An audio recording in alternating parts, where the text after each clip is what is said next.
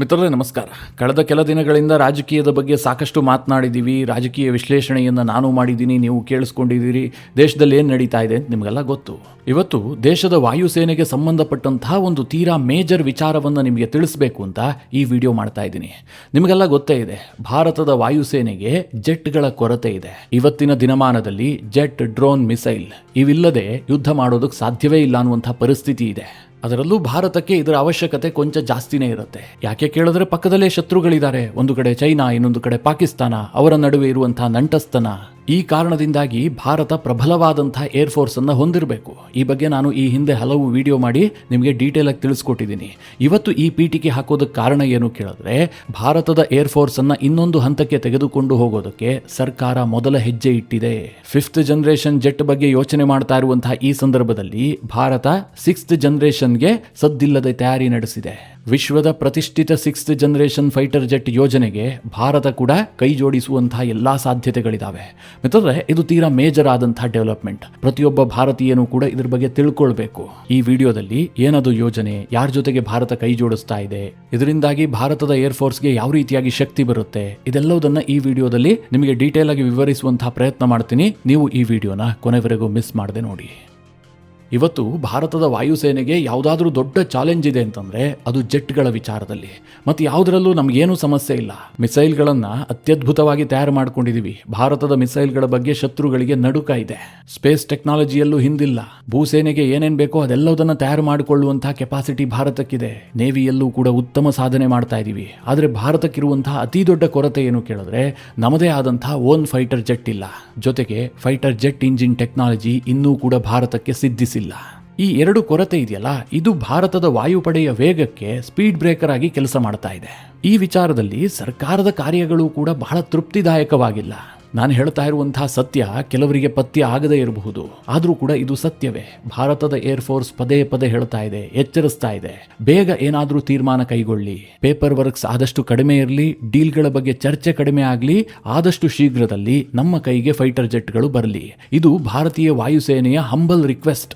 ಆದರೆ ಸರ್ಕಾರದ ದೊಡ್ಡ ಪ್ರಾಬ್ಲಮ್ ಏನು ಗೊತ್ತಾ, ಅವರಿಗೆ ಗೊಂದಲ ಇದೆ. ನಾವು 5th ಜನರೇಷನ್ ಫೈಟರ್ ಜೆಟ್ಗಳನ್ನು ಖರೀದಿ ಮಾಡಬೇಕಾ, ಅಥವಾ ಈಗಿರುವಂತಹ 4.5 ಜನರೇಷನ್ ರಫೇಲ್ಗಳನ್ನೇ ಇನ್ನಷ್ಟು ಹೆಚ್ಚು ಮಾಡಬೇಕಾ?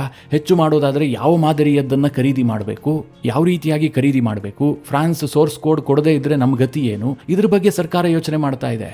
ಇದರ ಜೊತೆಗೆ ಸರ್ಕಾರಕ್ಕಿರುವಂತಹ ಇನ್ನೊಂದು ದೊಡ್ಡ ಗೊಂದಲ ಏನು ಕೇಳಿದ್ರೆ, ಆತ್ಮನಿರ್ಭರ ಭಾರತ ಇದೆಯಲ್ಲ, ಅದರ ಭಾಗವಾಗಿ ಆಮ್ಕಾ ಯೋಜನೆಗೆ ಹೆಚ್ಚು ವೇಗ ಕೊಡಬೇಕಾ, ಅದನ್ನೇ ಹೆಚ್ಚು ಫೋಕಸ್ ಮಾಡಬೇಕಾ? ಸ್ವಲ್ಪ ಲೇಟ್ ಆದರೂ ಪರವಾಗಿಲ್ಲ, ಆಮ್ಕಾ ರೆಡಿ ಆಗುವವರೆಗೂ ಕೂಡ ನಾವು ಕಾಯ್ತೀವಿ ಅಂತ ಸುಮ್ಮನೆ ಕೂರಬೇಕಾ? ಈ ಗೊಂದಲವೂ ಕೂಡ ಸರ್ಕಾರಕ್ಕಿದೆ. ಹೀಗಾಗಿ ಈ ಫೈಟರ್ ಜೆಟ್ಗಳ ವಿಚಾರ ಕಳೆದ 2 ವರ್ಷಗಳ ಹಿಂದೆ ಏನು ಚರ್ಚೆ ಆಗ್ತಾ ಇತ್ತಲ್ಲ, ಅದು ಈಗ ಆಗ್ತಾ ಇಲ್ಲ. ಭಾರತ ಸುಖೋಯ್ Su-57 ಅನ್ನು ಖರೀದಿ ಮಾಡುತ್ತಾ ಅಥವಾ F-35 ಅನ್ನು ಖರೀದಿ ಮಾಡುತ್ತಾ, ಈ ಬಗ್ಗೆ ಯಾರೂ ಮಾತನಾಡ್ತಾ ಇಲ್ಲ, ಯಾರಿಗೂ ಇಂಟ್ರೆಸ್ಟ್ ಇಲ್ಲ. ಯಾಕೆ ಅಂತಂದರೆ ಭಾರತ ಸರ್ಕಾರದ ಧೋರಣೆಯನ್ನು ನೋಡಿದ್ರೆ ಸ್ಪಷ್ಟವಾಗಿ ಗೊತ್ತಾಗ್ತಾ ಇದೆ, Su-57 ಅನ್ನು ಖರೀದಿ ಮಾಡೋದಿಲ್ಲ, F-35 ಬಗ್ಗೆ ಇವರು ತಲೆನೇ ಕೆಡಿಸ್ಕೊಂಡಿಲ್ಲ ಅಂತ. ಹಾಗಾದರೆ ನಾವು ಹೀಗೆ ಮುಂದುವರಿತಿರ್ತೀವ? 2040-45 ವೇಳೆಗೆ ನಮ್ಮ ಆಮ್ಕಾ ರೆಡಿ ಆಗುತ್ತೆ, ಅಲ್ಲಿವರೆಗೂ ಕೂಡ ಈಗಿರುವಂತಹ ಜೆಟ್ಗಳೇ ಸಾಕು, ಅಥವಾ ಇನ್ಯಾವುದೋ ದೇಶಗಳಲ್ಲಿ ಹಳೆ ಜೆಟ್ಗಳನ್ನು ಮಾರಾಟ ಮಾಡ್ತಾರೆ, ಅವುಗಳಿಂದ ಸ್ಪೇರ್ ಪಾರ್ಟ್ಸ್ಗಳನ್ನು ತಂದು ಭಾರತದಲ್ಲಿರುವಂತಹ ಜೆಟ್ಗಳನ್ನು ಡೆವಲಪ್ ಮಾಡ್ತೀವಿ, ಅದನ್ನು ಅಪ್ಗ್ರೇಡ್ ಮಾಡ್ತೀವಿ, ಈ ರೀತಿಯಾಗಿ ಯೋಚನೆ ಮಾಡ್ತಾ ಇರ್ತೀವ? ಈ ಪ್ರಶ್ನೆ ನನಗೂ ಇದೆ, ನಿಮಗೂ ಸಹ ಇದ್ದೇ ಇರುತ್ತೆ ಅಂತ ನಾನಂತೂ ಭಾವಿಸಿದ್ದೀನಿ. ಆದರೆ ಈ ನಡುವೆ ಒಂದು ಮಹತ್ವದ ಬೆಳವಣಿಗೆ ಆಗಿದೆ. ಇದ್ದಕ್ಕಿದ್ದಂತೆ ಭಾರತೀಯ ಸುದ್ದಿವಾಹಿನಿಗಳಲ್ಲಿ ಒಂದು ಸುದ್ದಿ ಬರ್ತಾ ಇದೆ, ಭಾರತ FCAS ಬಗ್ಗೆ ಬಹಳ ಆಸಕ್ತಿಯನ್ನು ತೋರಿಸ್ತಾ ಇದೆ. ಫ್ರಾನ್ಸ್ನ ಈ ಪ್ರಾಜೆಕ್ಟ್ ಜೊತೆಗೆ ಭಾರತ ಕೈ ಜೋಡಿಸುತ್ತೆ, ಅದರ ವಿಚಾರದಲ್ಲಿ ಭಾರತ ಮೊದಲ ಹೆಜ್ಜೆಯನ್ನು ಇಟ್ಟಿದೆ. ಈ ರೀತಿಯಾದಂತಹ ಸುದ್ದಿಗಳು ಭಾರತೀಯ ಪ್ರಮುಖ ಮಾಧ್ಯಮಗಳಲ್ಲಿ ಪ್ರಸಾರ ಆಗ್ತಾ ಇದೆ. ಇದಿಷ್ಟನ್ನೇ ಹೇಳಿದ್ರೆ ನಿಮಗೆ ಇದರ ತೀವ್ರತೆ ಅರ್ಥ ಆಗ್ಲಿಕ್ಕಿಲ್ಲ. ಏನಿದು FCAS? ಈ ಪ್ರೋಗ್ರಾಮ್ಗೆ ಜಾಯಿನ್ ಆಗೋದು ಅಂತಂದ್ರೆ ಏನು? ಯಾರಿದನ್ನು ಡೆವಲಪ್ ಮಾಡ್ತಾ ಇದ್ದಾರೆ? ಈ ಎಲ್ಲ ಪ್ರಶ್ನೆಗಳು ಬರುತ್ತಲ್ವಾ? ಇದಕ್ಕೆ ಸ್ವಲ್ಪ ವಿವರಿಸಿ ಹೇಳ್ತೀನಿ, ಆಗ ನಿಮಗೊಂದು ಕ್ಲಿಯರ್ ಪಿಕ್ಚರ್ ಸಿಗುತ್ತೆ. ಭಾರತ ಏನೋ ಇವತ್ತು 5th ಜನರೇಷನ್ ಜೆಟ್ಗಳ ಬಗ್ಗೆ ಮಾತನಾಡ್ತಾ ಇದೆ, ಅದ್ರ ಬಗ್ಗೆ ಯೋಚನೆ ಮಾಡ್ತಾ ಇದೆ. ಆದರೆ ಜಗತ್ತು ಇವತ್ತು 6th ಜನರೇಷನ್ ಬಗ್ಗೆ ಕೆಲಸ ಮಾಡ್ತಾ ಇದೆ. ಅಮೆರಿಕ ಈಗಾಗಲೇ 6th ಜನರೇಷನ್ ಫೈಟರ್ ಜೆಟ್ ಅನ್ನ ಓನ್ ಆಗಿ ಅಭಿವೃದ್ಧಿ ಪಡಿಸ್ತಾ ಇದೆ. ಚೈನಾ ಈಗಾಗಲೇ ರೆಡಿ ಆಗಿಬಿಟ್ಟಿದೆ ಅಂತ ಹೇಳ್ಕೊಳ್ತಾ ಇದೆ. ಯುರೋಪ್ನಲ್ಲೂ ಕೂಡ ಈ ಜೆಟ್ಗಳ ಅಭಿವೃದ್ಧಿ ವಿಚಾರದಲ್ಲಿ ತಮ್ಮದೇ ಆದಂತಹ ಕೂಟಗಳನ್ನು ರಚಿಸಿಕೊಂಡು ಅವರು ಕೆಲಸ ಮಾಡ್ತಾ ಇದ್ದಾರೆ. ಅಂತಹದ್ರಲ್ಲಿ ಒಂದು ಈ ಫ್ರಾನ್ಸ್ ನೇತೃತ್ವದಲ್ಲಿ ನಡೀತಾ ಇರುವಂತಹ FCAS ಪ್ರೋಗ್ರಾಮ್. ಈ FCAS ಅನ್ನುವಂಥದ್ದು 6th generation fighter jet program. ಇದನ್ನು ಡೆವಲಪ್ ಮಾಡ್ತಾ ಇದ್ದಿದ್ದು ಫ್ರಾನ್ಸ್, ಜರ್ಮನಿ ಮತ್ತು ಸ್ಪೇನ್. ಈ 3 ದೇಶಗಳು ಸೇರಿಕೊಂಡು ಇದ್ರ ಮೇಲೆ ಕೆಲಸ ಮಾಡ್ತಾ ಇದ್ವು. 3 ದೇಶಗಳು ಇನ್ವೆಸ್ಟ್ ಮಾಡ್ತಾ ಇದ್ವು. 3 ದೇಶಗಳು ಜಂಟಿಯಾಗಿ ಅಭಿವೃದ್ಧಿಪಡಿಸಿ 3 ದೇಶಗಳು ಈ ಜೆಟ್ಗಳನ್ನು ಹೊಂದುವಂತಹದ್ದು ಇದರ ಉದ್ದೇಶ ಆಗಿತ್ತು. ಆದರೆ ಇತ್ತೀಚೆಗೆ ಇದ್ದಕ್ಕಿದ್ದಂತೆ ಜರ್ಮನಿ ಇದರಿಂದ ಹಿಂದೆ ಸರಿಯಿತು. ಇದು ಫ್ರಾನ್ಸ್ಗೆ ಬಹಳ ದೊಡ್ಡ ಹಿನ್ನಡೆ. ಕಳೆದ 1-2 ವರ್ಷದ ಹಿಂದಿನವರೆಗೂ ಕೂಡ ಜರ್ಮನಿ ಬಹಳ ಅಗ್ರೆಸಿವ್ ಆಗಿತ್ತು. ಉಕ್ರೇನ್ ಮೇಲೆ ರಷ್ಯಾ ಯುದ್ಧ ಮಾಡುತ್ತಲ್ಲ, ಆಗ ಜರ್ಮನಿ ಹೇಳ್ತಾ ಇತ್ತು, ನಾವು ಈ FCAS ಪ್ರೋಗ್ರಾಮ್ ಅನ್ನು ಆದಷ್ಟು ಶೀಘ್ರದಲ್ಲಿ ಮುಕ್ತಾಯ ಮಾಡಬೇಕು. ಯಾಕೆ ಅಂತಂದ್ರೆ ರಷ್ಯಾ ಯಾವಾಗ ಬೇಕಾದರೂ ಯುರೋಪ್ನ ಮೇಲೆ ದಾಳಿ ಮಾಡಬಹುದು. ನಮಗೆ ರಷ್ಯಾ ಅತ್ಯಂತ ಪ್ರಬಲವಾದಂತಹ ಶತ್ರು. ಹೀಗಾಗಿ ಯುರೋಪ್ ತನ್ನದೇ ಆದಂತಹ ಜೆಟ್ಗಳನ್ನು ಅಭಿವೃದ್ಧಿಪಡಿಸಿ ಮಿಲಿಟರಿ ಸ್ಟ್ರೆಂತ್ ಅನ್ನು ಜಾಸ್ತಿ ಮಾಡಿಕೊಳ್ಬೇಕು ಅಂತ ಇದೇ ಜರ್ಮನಿ ಹೇಳ್ತಾ ಇತ್ತು. ಆದರೆ ಇದ್ದಕ್ಕಿದ್ದಂತೆ FCAS ಪ್ರೋಗ್ರಾಮ್ನಿಂದ ಜರ್ಮನಿ ಕಂಪ್ಲೀಟ್ ಆಗಿ ಹಿಂದೆ ಸರಿದು ಬಿಡ್ತು. ಇದಕ್ಕೆ ಈವರೆಗೂ ಯಾವುದೇ ಕಾರಣವನ್ನ ಜರ್ಮನಿ ಕೊಟ್ಟಿಲ್ಲ. ಆದರೆ ನಾವೊಬ್ಬ ಹೊರಗೆ ನಿಂತು ವಿಶ್ಲೇಷಣೆ ಮಾಡೋದಾದ್ರೆ ಇದಕ್ಕೆ ಅನೇಕ ಕಾರಣಗಳು ಕಾಣಿಸ್ತಾ ಇದ್ದಾವೆ. ಮೊದಲನೇದಾಗಿ ಅಮೆರಿಕದ ಒತ್ತಡ. ಫ್ರಾನ್ಸ್ನ ಈ FCAS ಡೆವಲಪ್ ಆಗೋದು ಅಥವಾ ಫ್ರಾನ್ಸ್ಗೆ ಈ ವಿಚಾರದಲ್ಲಿ ಯಶಸ್ಸು ಸಿಗುವಂಥದ್ದು ಅಮೆರಿಕಾಗೆ ಇಷ್ಟ ಇಲ್ಲ.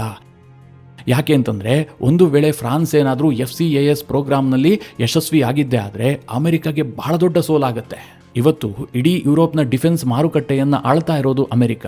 ಹೇಳೋದಕ್ಕೆ ನ್ಯಾಟೋ ಮೂಲಕವಾಗಿ ಯುರೋಪ್ಗೆ ಅಮೆರಿಕ ರಕ್ಷಣೆ ಕೊಡ್ತಾ ಇದೆ ಅಂತ ಎಲ್ಲರೂ ಭಾವಿಸಿದ್ದಾರೆ.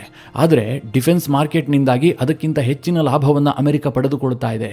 ಅಮೆರಿಕದ ಶಸ್ತ್ರಾಸ್ತ್ರಗಳಿಲ್ಲದೆ ಯುರೋಪ್ ಇಲ್ಲ. ಇಂತಹ ಪರಿಸ್ಥಿತಿಯಲ್ಲಿ ಅಮೆರಿಕ ಈಗಾಗಲೇ F-35 ಮೂಲಕ ಡಾಮಿನೇಟ್ ಮಾಡ್ತಾ ಇದೆ. ಆದರೆ ಒಂದು ವೇಳೆ ಫ್ರಾನ್ಸ್ನ ಈ FCAS ಏನಾದರೂ ಡೆವಲಪ್ ಆಗಿದ್ದೇ ಆದರೆ ಇದು 6th ಜನರೇಷನ್ ಫೈಟರ್ ಜೆಟ್ ಆಗುತ್ತೆ.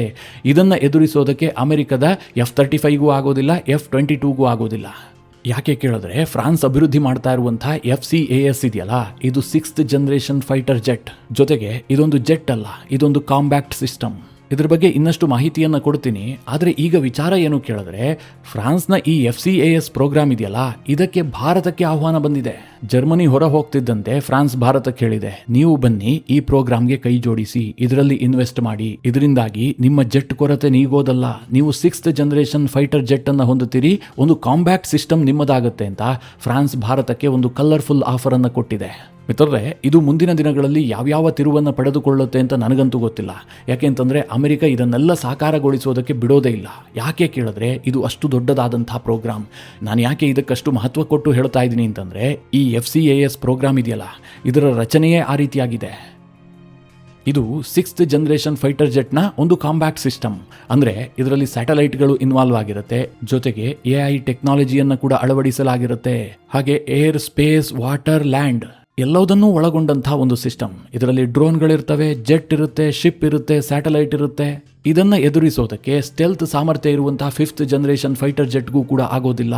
ಅಂತಹ ಒಂದು ಕಾಂಬ್ಯಾಕ್ಟ್ ಸಿಸ್ಟಮ್ ಅನ್ನು ಫ್ರಾನ್ಸ್ ಅಭಿವೃದ್ಧಿಪಡಿಸ್ತಾ ಇದೆ. ನಿಮಗೆ ಇನ್ನೂ ಕೂಡ ಅರ್ಥ ಆಗುವ ಹಾಗೆ ಹೇಳಬೇಕು ಅಂತಂದರೆ ಈ ಫೈಟರ್ ಜೆಟ್ಗಳು ಹೇಗೆ ಡೆವಲಪ್ ಆಗಿದೆ ಅಂತ ನಿಮಗೆಲ್ಲ ಗೊತ್ತು.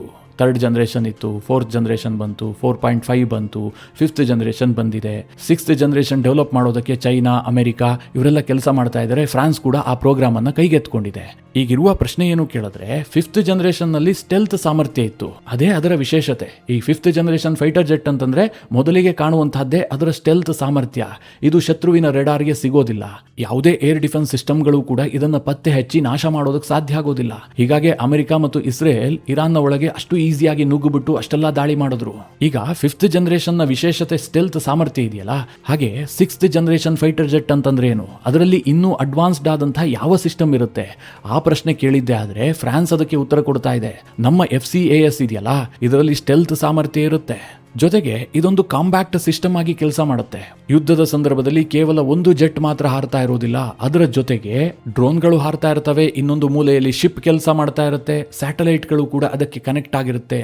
ಹೀಗಾಗಿ ಈ FCAS ಅನ್ನ ನಿಯಂತ್ರಿಸೋದಕ್ಕಾಗ್ಲಿ ಇದನ್ನ ಎದುರಿಸೋದಕ್ಕಾಗ್ಲಿ 5th ಜನರೇಷನ್ ನ ಜೆಟ್ಗಳಿಗೂ ಆಗೋದಿಲ್ಲ, ಅಥವಾ ಈಗಿರುವಂತಹ ಯಾವುದೇ ಏರ್ ಡಿಫೆನ್ಸ್ ಸಿಸ್ಟಮ್ಗಳಿಗೂ ಕೂಡ ಸಾಧ್ಯ ಆಗೋದಿಲ್ಲ.